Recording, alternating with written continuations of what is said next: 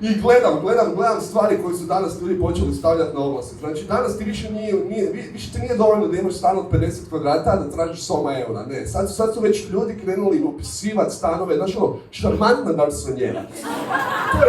To je već staro. Danas, gledam stanove, kako ljudi pokušavaju te stanove iznajmiti, daju im brutalne karaktere. Neki dan sam naletio na intelektualni stan. Osjećao sam se glupo za taj stan.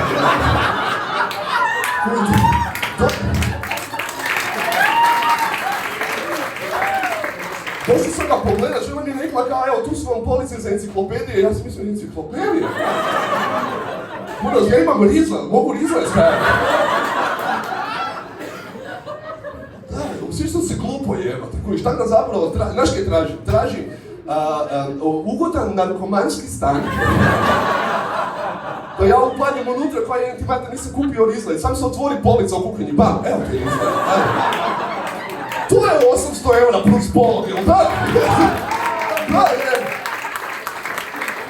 Potpisao bi najam kod javnog bilježnika, jebote, kao gospodine, to mi je skupo, lik daje rizle, jebote.